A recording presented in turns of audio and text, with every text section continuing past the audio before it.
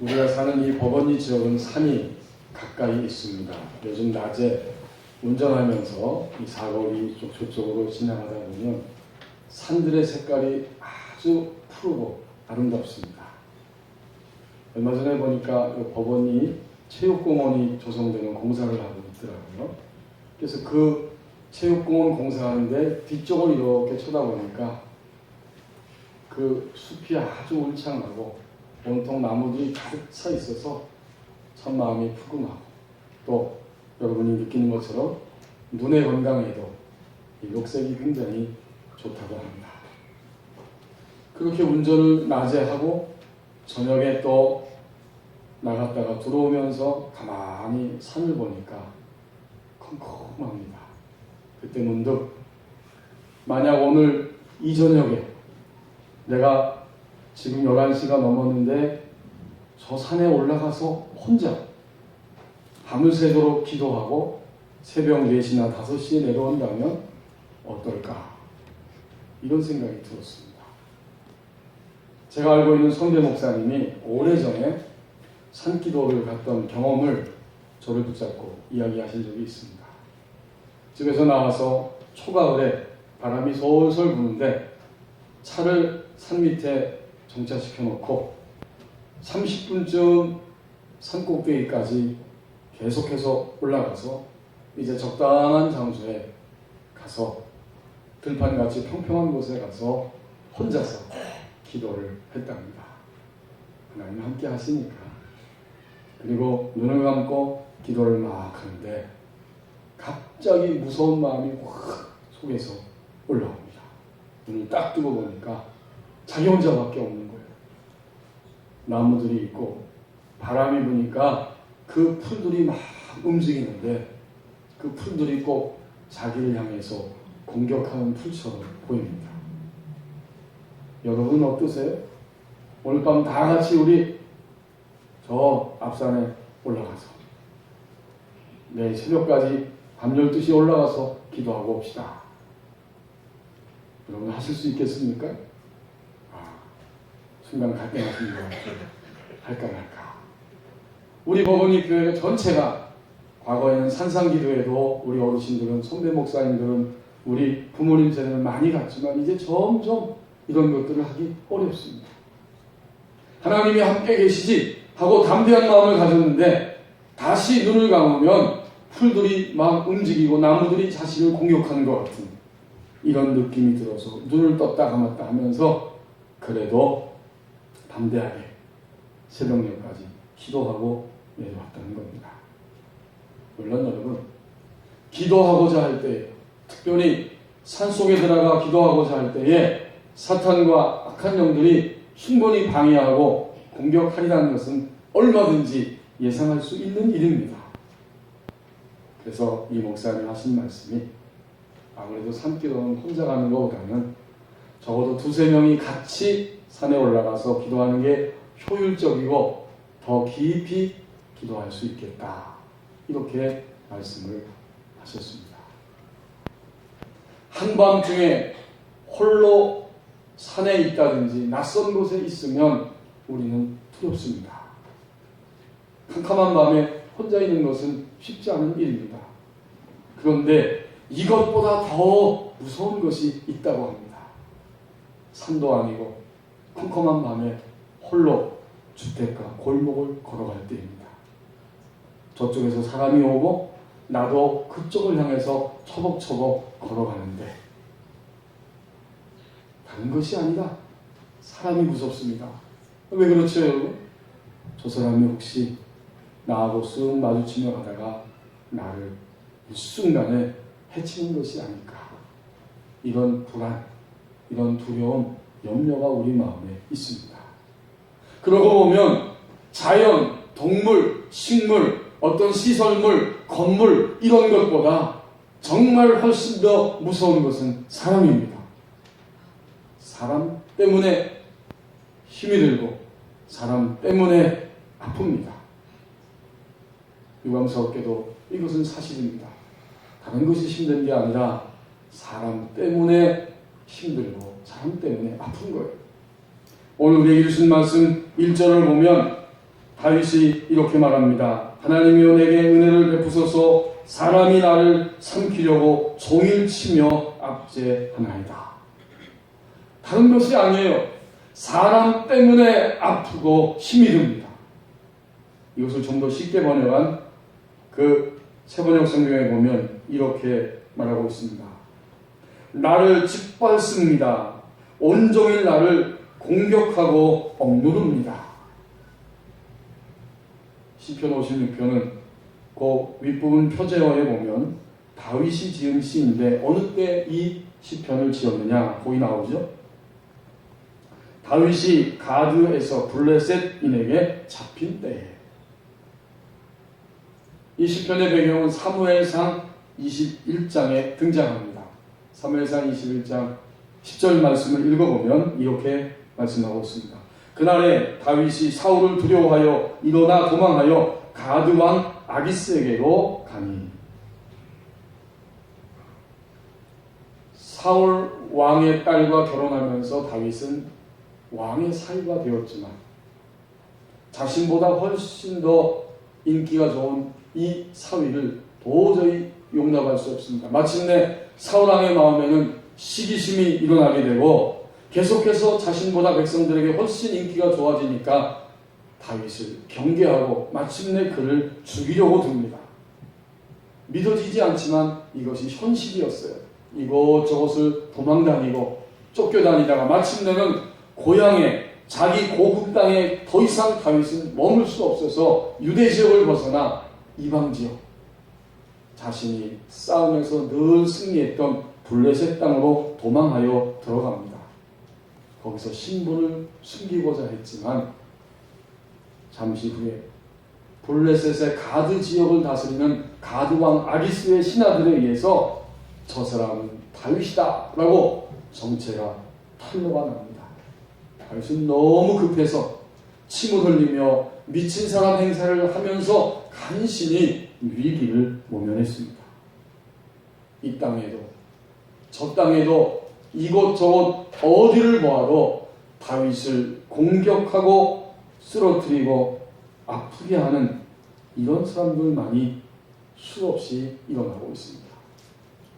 다윗 한 사람이 공격의 목표가 되고 말았습니다. 여러분 오늘 어떠세요? 다윗의 시대에도 그렇지만 오늘 우리 시대에도 사람 때문에, 바로 사람 때문에 아프고 힘이 듭니다. 다른 것이 아니라 사람이 두렵고 사람이 무섭습니다. 오늘 우리는 다윗과 같이 사람 때문에 힘들고 아픈 이런 시대를 경험하며 살아갑니다. 이제 2절 말씀을 보십시다. 집단화되고 세력화된 사람들이 공격을 함으로 다윗은 무서움 가운데 두려움 가운데 떨어졌다고 말합니다. 내 원수가 종일 나를 삼키려 하며 나를 교만하게 치는 자들이 많사오니. 그렇군요. 한두 명이 아니에요. 오늘 다윗의 고백은 교만하게 나를 삼키고 치는 사람들이 많습니다. 다수예요. 다수. 한 사람이 아니고 이번에는 세력화되고 집단화된 다수의 사람들이 바로 다윗을 죽이고 그를 넘어뜨리기 위해서 공격합니다. 아마도 틀림없이 이 사람들은 한 사람의 명령에 의해서 일사불란하게 움직이면서 다윗을 공격하고 있습니다.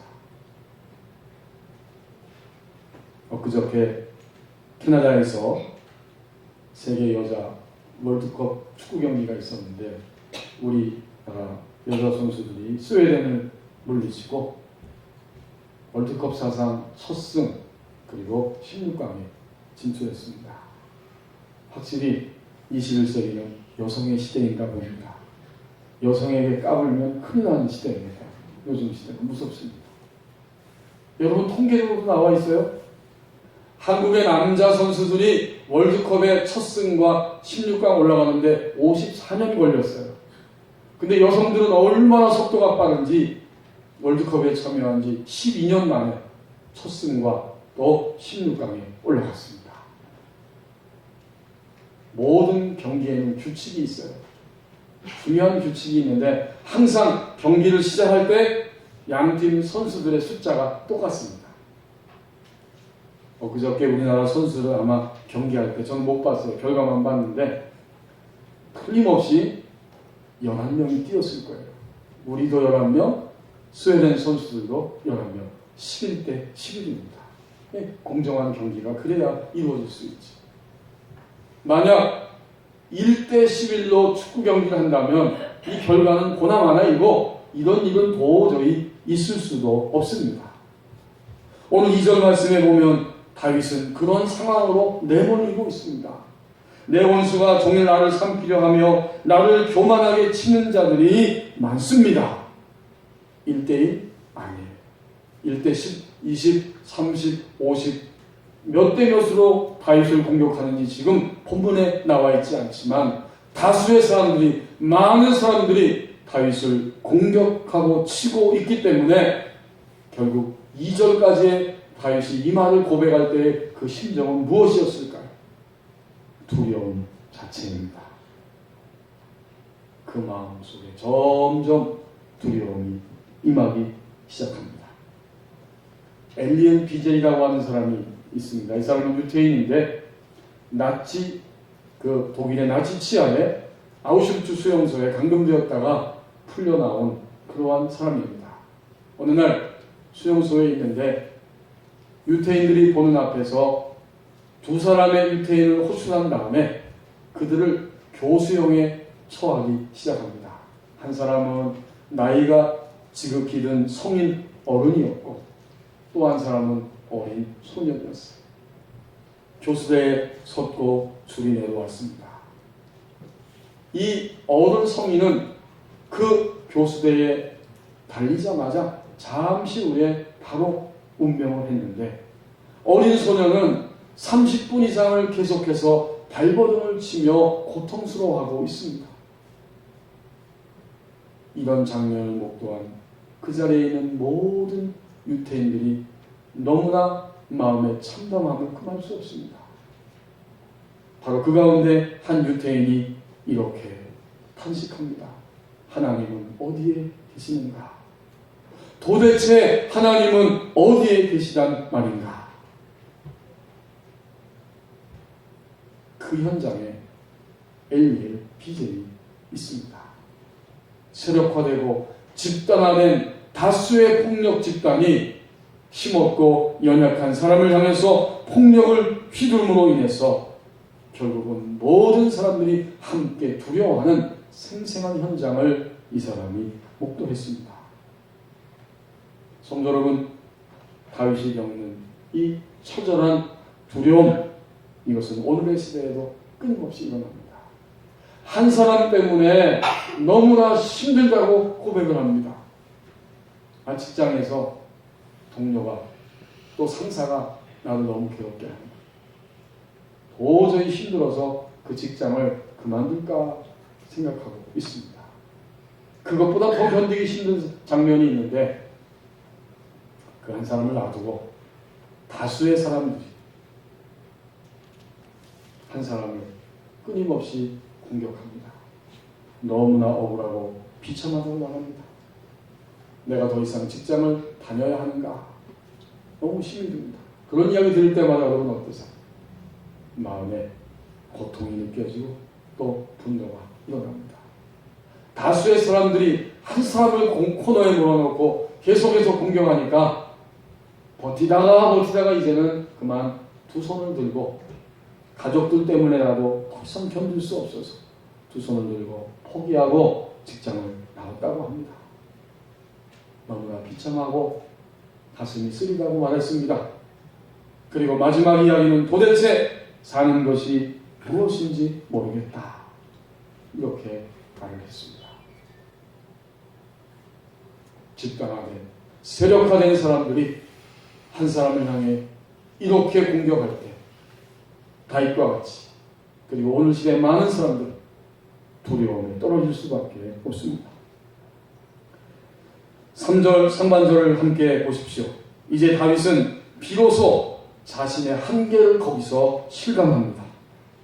내가 두려워하는 날에는 자신의 한계를 실감하는 이런 고백입니다. 그때까지 적어도 다윗은 자신의 인생 가운데서 큰 어려움 없이 승승장구하며 살았습니다. 오히려 좀 더 얼마 전에는 좀 더 젊었을 때에는 블레셋의 거인 장군 골리앗과의 싸움에서 이기는 경험을 했습니다. 왕의 사위가 되어서 그의 앞길이 탄탄대로에 서 있습니다. 아무도 다윗에 대해서 이래라 저래라 말할 사람이 없습니다. 다윗은 자신의 인생 가운데에서 두려워할 수밖에 없는 날이 오리라고는 상상하지 못했어요. 그러나 점점 드디어 자신이 두려움에 내몰리는 날이 다가왔습니다. 장인 어른에게 목숨을 부지하기 위해서 쫓기게 되고 이방 나라에까지 도망을 가야 하는 이런 신세가 바로 그의 처지입니다. 이제 그는 여러 사람들의 공격에 의해서 두려워할 수밖에 없는 그 시점에서 이런 고백을 합니다. 내가 두려워하는 날에는, 이게 지금 두렵다는 거지. 나 자신의 한계를 그대로 실감할 수밖에 없다는 표현입니다. 이것을 좀 더 쉽게 번역한 현대어 성경, 새번역 성경에 보면 이렇게 표현합니다. 나 이토록 무서워 떨어도, 또는 두려움이 온통 나를 휩싸는 날에도. 여러분, 두려워서 정말 무섭도록 떨어본 경험이 있습니까? 나의 인생이 이제 끝났다, 부들부들 떨어본 경험이 있어요.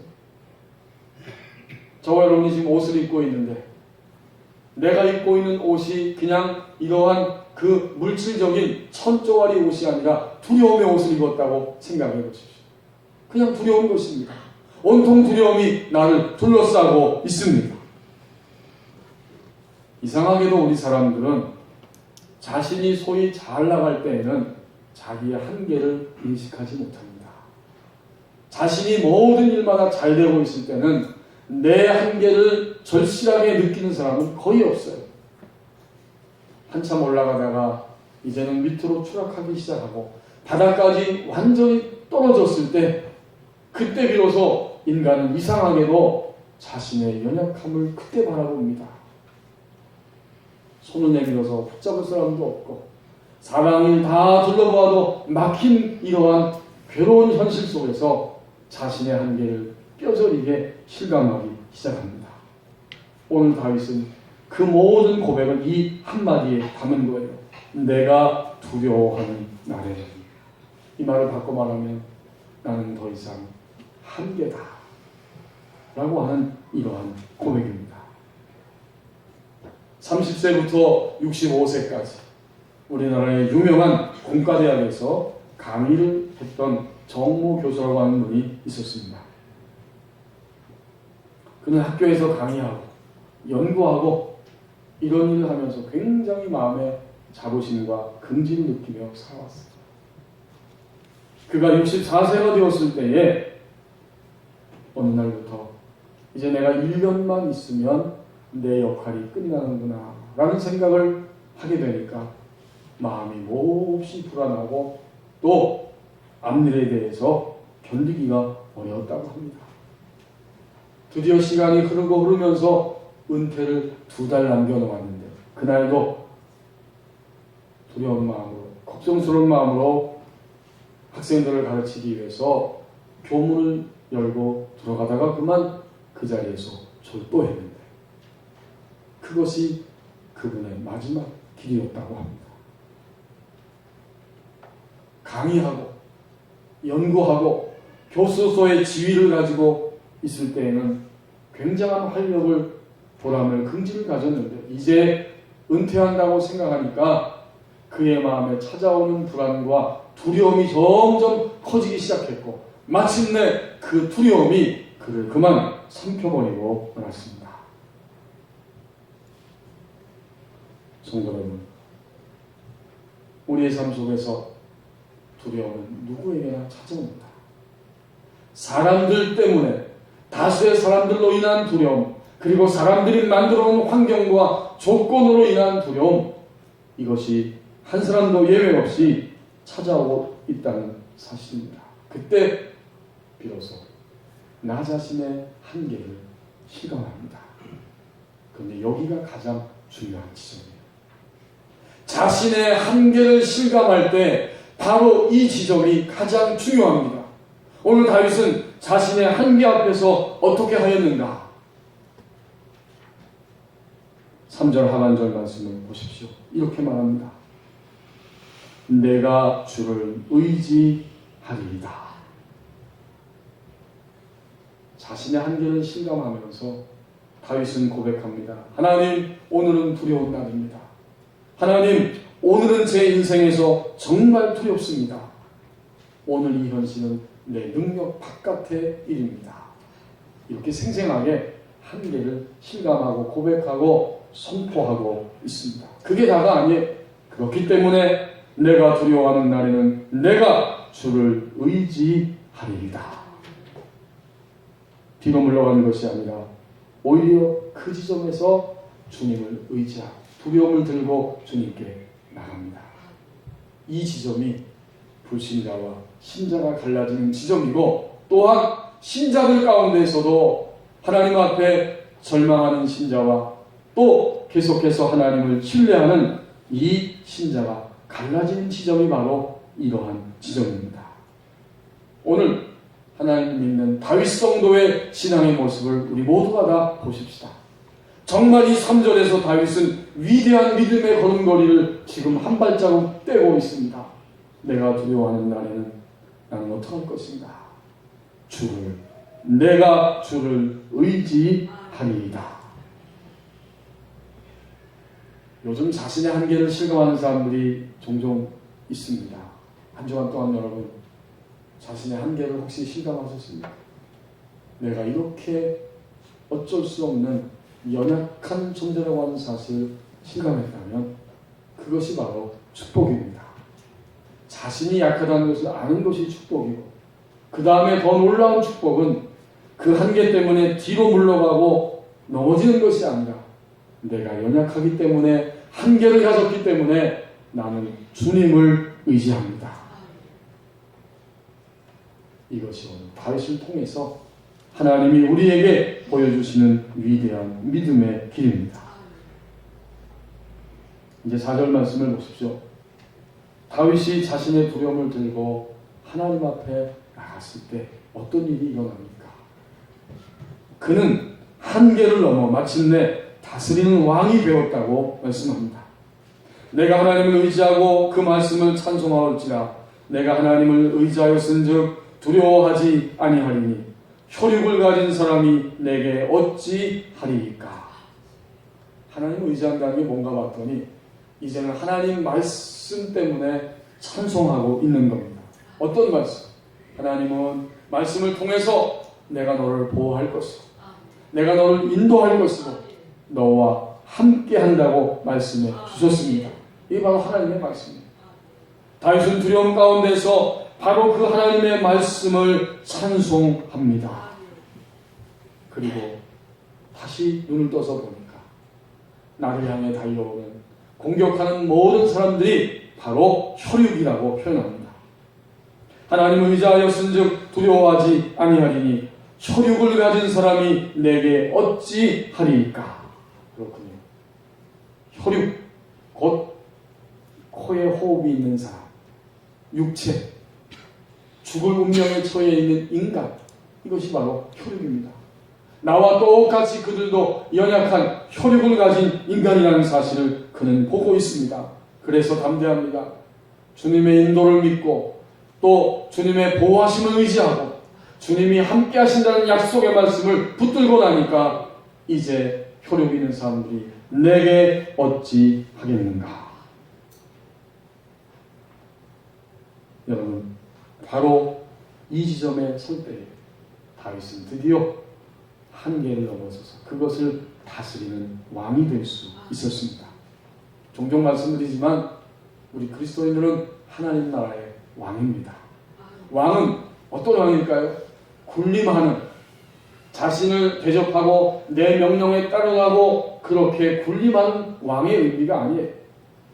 예수 그리스도를 통해서 우리가 왕이 된다는 것은 모든 환경을, 모든 것들을, 모든 죄를, 환경을, 그리고 일들을 심지어 마귀까지도, 사탄과 악한 영들까지도 다스리는 이러한 왕입니다. 오늘 다윗이 왕이 된 것은 드디어 자신 안에 있는 두려움을 다스릴 수 있기 때문입니다. 하나님을 의지할 때에 한계를 넘어서게 되고 마침내 모든 것을 다스리는 왕이 된다고 말씀해 주십니다. 서두에서 말씀드렸던 엘리의 비제, 그의 뒷이야기가 있습니다. 어른 성인은 금방 교수대에서 죽었지만 어린 소녀는 30분 이상을 발버둥 치면서 사람들의 마음을 공포에, 두려움에, 탄식에 몰아넣는 그 생생한 현장 앞에서 한 사람의 유태인이 탄식하며 절규를 내뱉었습니다. 하나님은 어디에 계시는가? 도대체 하나님은 어디에 있단 말인가?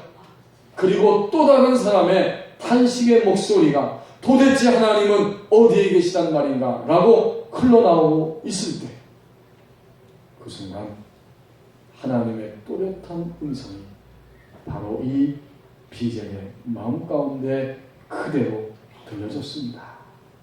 하나님은 지금 바로 여기에 계신다. 하나님은 교수대에 매달려 고통받는 그 자리에 계신다. 이 또렷한 음성이 엘리의 비젤의 마음 가운데 들려졌습니다. 그날 이후로 비젤은 평생 동안 이 감동을 가지고 모든 두려움과 역경을 넉넉하게 해치고 감당하는 삶을 살 수가 있었다고 고백합니다. 여러분, 하나님을 의지할 때 하나님의 약속, 곧 보호하시고 인도하시고 함께 계신다는 이 하나님의 말씀을 찬송할 수 있는 사람, 그는 드디어 다윗과 같이 모든 한계를 넘어서서 다스리는 왕으로 살아갑니다. 최근에 우리나라는 여러 가지로 어려운 가운데에서 고통의 시간을 지나가고 있습니다. 장로님이 기도하신 대로 메르스 때문에 온 나라 백성의 마음이 편치 않고 뒤숭숭합니다. 여러분이 잘 아시는 것처럼 지난 18일 WHO 세계보건기구 종합평가단이 말하기를 6월에 종식되는 것은 힘들 것 같고 7월 중에 종식이 된다면 이것은 대단히 성공적인 것이라고 본다. 이러한 전문가의 의견들을 내놓았습니다. 박쥐에서 시작되고 낙타에게 옮겨가고 낙타에 의해서 사람이 감염됐습니다. 그러고 나니까 이제 사람에 의해서 사람들이 감염되는 대단히 안타까운 일들이 오늘 벌어지고 있습니다. 우리는 오늘 사람들 때문에 종종 힘듭니다.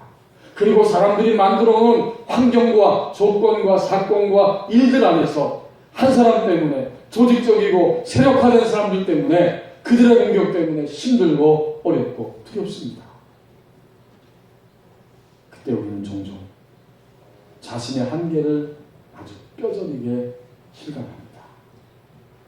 오늘 다윗 성도의 모습을 보면 바로 그 한계를 실감하는 자리에서 두려움을 들고 하나님 앞에 나갑니다. 그때 한계를 넘어서서 두려움을 다스리는 왕이 될 수 있었다고 말씀해 주십니다. 성도 여러분, 내가 두려워하는 날, 그 두려움 앞에서 뒤로 물러가 추락하여 완전히 항복하고 넘어질 것인지, 아니면 하나님께 들고 나가 그 모든 두려움을 다스리는 왕으로 살 것인지, 오늘 우리가 그리고 나 자신이 선택하고 결단할 수 있어야 할 것입니다. 기도하겠습니다. 오 주님, 두려워하는 날들이 우리 삶 가운데는 종종 찾아오고 찾아왔습니다. 다른 것이 아니라 바로 한 사람 때문에 힘이 들고 아픕니다. 더 나아가서 세력화되고 조직화된 사람들의 공격에 의해서 마침내 두려움 가운데 떨어집니다.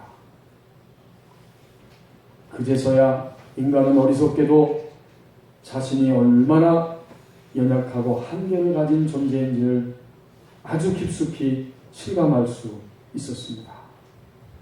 혹시 주님 여전히 자신의 연약함을 한계를 실감하지 못한 어리석음이 있다면 저희를 긍휼히 여겨주시고 이제 진정으로 자신의 한계를 바르게 깨닫게 하여 주옵소서. 그 두려움을 들고 하나님 앞에 나아감으로 인하여서 함께하고 보호하고 또 인도하시겠다는 약속의 말씀을 나는 찬송합니다.